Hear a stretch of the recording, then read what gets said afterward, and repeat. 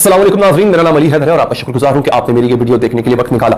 नाज़रीन, मोहब्बत और बदले की बड़ी अनोखी दास्तान है। मैं आपको कोई अफसाना सुनाने नहीं जा रहा हूं। हकीकत में ये वाकया पाकिस्तान में पेश आया है, जहां पर एक औरत ने अपने शौहर की मौत का बदला लेने के लिए, अपने शौहर के कत्ल का बदला लेने के लिए अपने शौहर के कातिल से शादी की और किस तरह बदला लिया, ये बड़ी ही हैरान कुन एक कहानी है।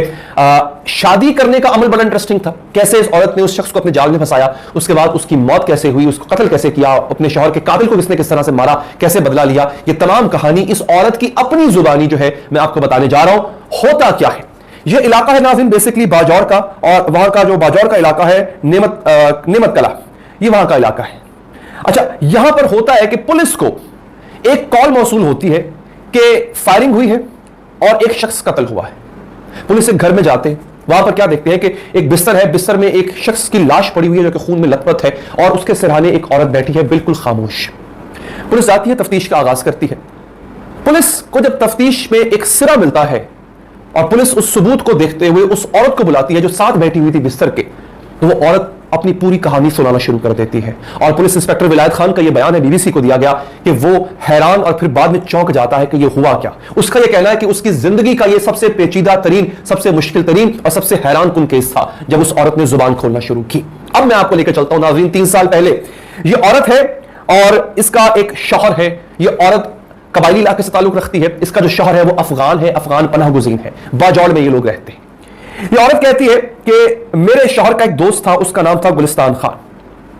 उन्होंने कहा कि हमारी शादी 3 साल पहले हुई, हमारी एक बेटी भी थी और हम बड़ी अच्छी जिंदगी जो है वो गुजार रहे थे। मेरा शौहर यहां पर काम नहीं करता था। मेरा शौहर जो है उसके लड़की, उस औरत के मुताबिक उसका जो शौहर है वो पेशावर में काम किया करता था और वहां से अच्छे पैसे कमा लेता था, जिससे अच्छा गुजर बसर हो जाता था। लेकिन वो पैसे जो बाजौड़ भेजा करता था वो अमानतन अपने पैसे अपने एक दोस्त गुलिस्तान खान के पास रखवाया करता था कि अगर कल को कभी जरूरत पड़ी तो वो उससे पैसे ले लेगा। वक्त गुजरता गया, खातून कहती है, पैसे वो भेजता गया। गुलिस्तान खान के पास अच्छे खासे पैसे, मेरे शौहर की तरफ से भेजे गए पैसे इकट्ठे हो गए। एक दिन वो कहती है कि मेरा शौहर वापस आया और उसको हमें कोई जरूरत थी घर में, तो मेरे शौहर ने उन पैसों का मुतालबा किया।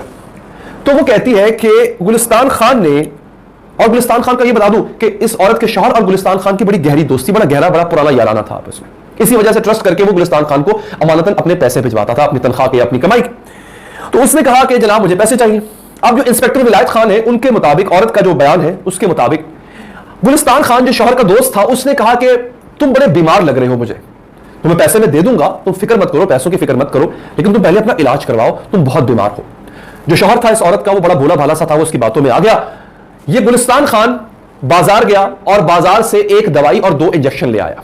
अब बकौल इस औरत के, गुलिस्तान खान ने इसके शौहर को एक इंजेक्शन वहीं पे लगा दिया अपने घर में और कहा कि जो बाकी का एक इंजेक्शन और जो कुछ दवाई है वो तुमने एक वक्फे के बाद तुमने घर जाके ले लेनी है।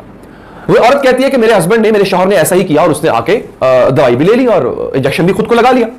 ये औरत कहती है कि उस इंजेक्शन के बाद मेरे शौहर की तबीयत जो है वो इतनी बिगड़ गई कि मैंने शोर मचाया, मोहल्ले वाले इर्द गिर्द वाले इकट्ठे हो गए, वो मेरे शौहर को उठा के अस्पताल ले गए। तो उसके बाद चंद घंटों के बाद जब वो वापस आए तो मेरे शौहर की मैयत लेकर वो वापस आए।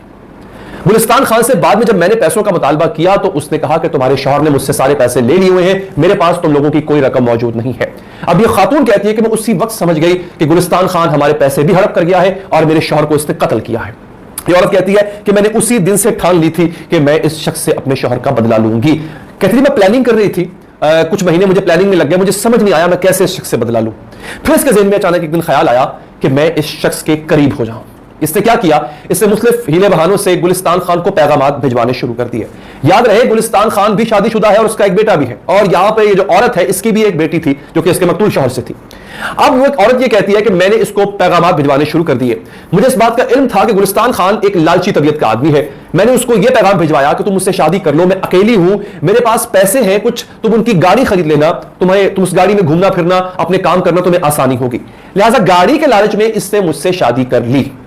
अब ये औरत आगे बताती है कि कुछ अरसा इसने मुझे अपनी बहन के घर रखा, कुछ अरसा मैं इसकी दूसरी बीवी थी, कुछ अरसा कहीं और, कुछ अरसा कहीं और।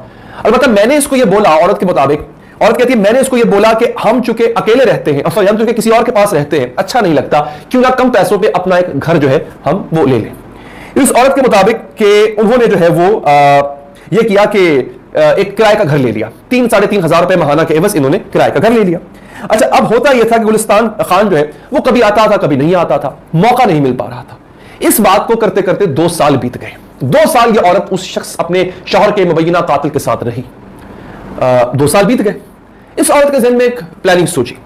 इसने गुलिस्तान खान को कन्विंस किया कि तुम अक्सर यहां पर नहीं होते हो, तुम अपनी पहली बीवी के पास होते हो या काम पर होते हो, मैं अकेली होती हूं, मेरे पास एक बेटी भी है, हालात सही नहीं है, घर में किसी और को रख नहीं सकते, लिहाजा तुम मुझे एक पिस्तौल लेके घर में दे दो ताकि घर की मैं हिफाजत करूंगी, अपनी भी हिफाजत करूंगी। 2 साल दोनों की शादी को बीत चुके थे, एतबार का रिश्ता कायम हो चुका था। गुलिस्तान खान भूल चुका था कि मैंने इसके शौहर का कत्ल किया है और एक और तरह का रिश्ता दोनों का कायम हो गया था। औरत भी बड़ा ख्याल रखती थी, बड़ा प्यार करती थी गुलिस्तान खान को। जैसे आप कुर्बानी का बकरा पाल रहे होते हैं ना, एक दिन आपने उसे कुर्बान करना होता है, वैसे ही ये औरत जो है अपना पूरी स्मार्टनेस के साथ गुलिस्तान खान के दिल के करीब आ चुकी थी। उस पर एतबार करता था, उसने इसको पिस्तौल ले दिया। अब आगे ये इंस्पेक्टर विलायत खान को बताती है और इंस्पेक्टर विलायत खान के ही मुताबिक इस औरत को मौका नहीं मिल रहा था कि कब उसको कत्ल करें। फिर एक दिन इस औरत ने कहा कि गुलिस्तान खान घर आया और आके सो गया। रात के 1 बजे का वक्त था। ये औरत कहती है कि मैंने यहां से पिस्तौल निकाला, संदूक से पिस्तौल निकाला, उसमें गोलियां भरी, गुलिस्तान खान सो रहा था और मैंने जाके उसके यहाँ कनपट्टी पे रख के एक फायर करना चाहा, लेकिन फायर हुआ नहीं। कहती मैं परेशान हो गई, गुलिस्तान खान कहीं उठ ना जाए। ये कहती है मैं दोबारा अपने कमरे में गई और वहां जाके मैंने खामोशी से चेक किया, तो मसला तो नहीं है। तो जो भी मसला था पिस्तौल में, कभी कभी ये होता है सेफ्टी ऑन होती है तो पिस्तौल नहीं चलता, सेफ्टी हो सकता है उसने ऑफ की हो। वो वापस गई, उससे एक गोली गुलिस्तान खान के सर में मारी, दूसरी गोली उसने उसके कांधे में मारी। गुलिस्तान खान मौके पर जा भाग हो गया। अब आगे पुलिस क्या बताती है? पुलिस बड़ी इंटरेस्टिंग बात बताती है। ये काम रात को हुआ। अच्छा, सुबह के वक्त जो है वो ये रात को अपने शौहर के साथ सिराने बैठ गई। सुबह के वक्त जब लोग इकट्ठे हुए, फजर के करीब जब लोग इकट्ठे हुए, पता यह चला कि गुलिस्तान खान तो कत्ल हो गया। इस औरत से पूछा तो इस औरत ने कहा न जाने रात को कोई डाकू आए थे, कुछ कोई आया था और मेरे शौहर को कत्ल करके चला गया। इसने वहां पर कोशिश की कि अपनी बेगुनाही को साबित करे। इतने में मोहल्ले वालों ने पुलिस को बुला लिया था। पुलिस ने जब तफ्तीश की तो पता चला कि यह औरत खुद इसमें मुलव्विस है। इस औरत ने गुलिस्तान खान के बेटे की मौजूदगी में उस संदूक से पिस्तौल भी निकाल कर दिया और उसके बाद में इसने खुद एडमिट किया, और ये जो पूरी स्टोरी मैं आपको सुना रहा हूं इस औरत ने खुद सुनाई है, एडमिट किया कि इसने अपने शौहर की मौत का बदला लेने के लिए इतने साल इस शख्स के बिस्तर पर जाके इसको बर्दाश्त किया, इस शख्स को बर्दाश्त किया। इसको यकीन था कि इसके शौहर ही ने इसी ने इसके शौहर का कत्ल किया, लिहाजा इसने शादी की और शादी करने के बाद इसने मौका जानते हुए कत्ल किया। उसने एतराफ किया कि हाँ मैंने कत्ल किया और खुद को पुलिस के हवाले कर दिया। ये एक अजीब दास्तान थी। इसको क्या कहें? इसको एक बीवी के शौहर से मोहब्बत कहें, एक सफाक कातला का इंतकाम कहें, क्या कहें? इसको मेरी समझ से बाहर है। मेरे करियर में अब तक मैंने इस तरह का केस पहले कभी नहीं देखा नाज़रीन। तो ऐसी अपडेट्स के लिए आप इस चैनल को सब्सक्राइब करें ताकि आप तक अपडेट्स पहुंचती रहे। मुझे दीजिए इजाजत, अल्लाह के बाद।